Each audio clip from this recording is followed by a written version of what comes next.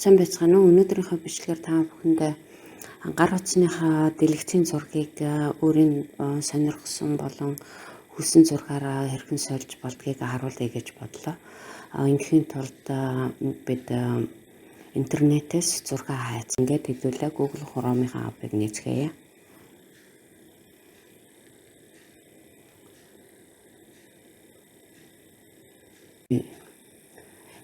2019 онд шинээр гарсан Арадны хаан Арслан киноны зургийг хэдүүлээ хайж олцгоё.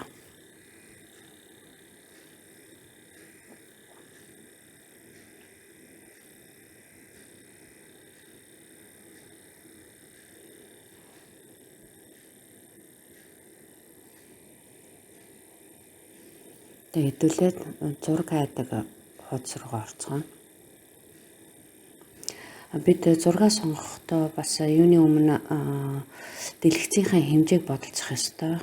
Бид сүүлийн үеийн Samsung Galaxy-гийн дэлгэц хөвчлэн 720-ыг өрчгөн 1280 эсвэл 720-ыг өрчгөн 1440 гэж байгаа. Тэгэхээр аль болохоор одоо тэр хэмжээний зургуудаа хайх хэрэгтэй.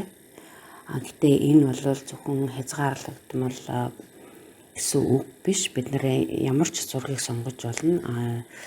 Татаж авсан зургаа дараа нь дэлгэцэндээ тохируулаад одоо тайрах буюу хайчилж болдог. За энийг нэгэд чи. Энэ хөөрхөн зураг нь хэдүүлээ энэ үнийг жишээ олгоод сонгочихъя.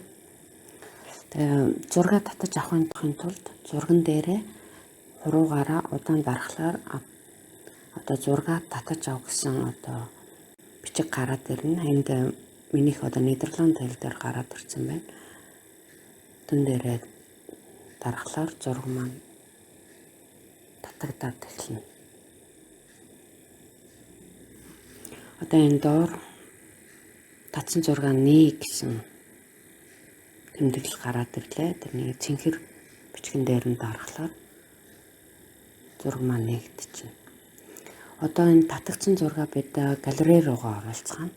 Ингийн тулд баруун дээдлийн өнцөг дээр дараад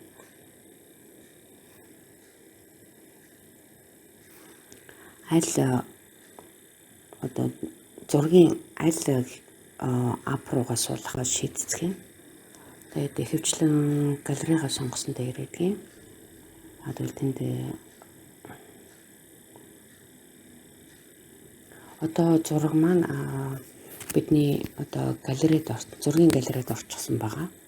Түүнийг шалгаж үзцгээе.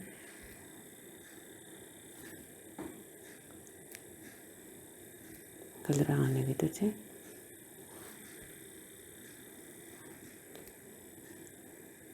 Энэ гараад ирлээ. Лэж гараад.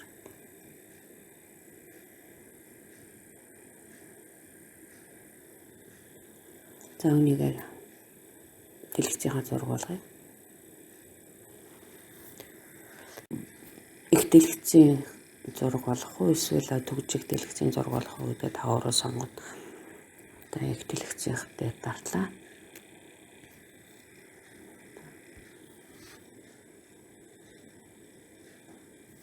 Ингээд зураг маань дэлгэцэн дээр гараад ирлээ. Хамгийн гол нь мартаж болохгүй нэг зүйл бол танд заавал Google Chrome-ийн ап байх ёстой. Энгийн Google-ийн хайлтын хуудасаар бид энэ зураг татаж авах боломжгүй байдаг. Татагдсан ч гэсэн зураг нээхэд одоо маш их түүхтэй олон шат дамжлага дамждаг учраас Google Chrome-оор зураг татсан хамаагүй хялбархан байдаг гэдгийг анхаарцгаагаарай. Одоо та бүхэнд дэлгэцийн хэмжээсэнд таараагүй зураг татаж авсан бол түүнийг хэрхэн тохируулж болдгийг харуулъя. Би энд нэг зураг татаад авсан байгаа. Түүнийг үзүүлцгээе. За энэ. За энд нэг дэлгэцэнд тохироогоо зураг байна. Үүнийг хэдүүлээ томруулаад дэлгэцэндээ тохируулчих.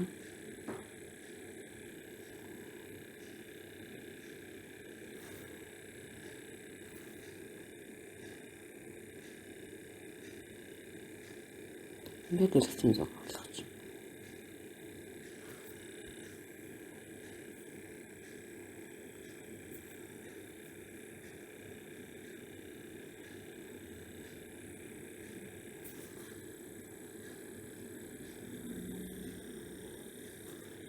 Даш шалгаад үзнэ.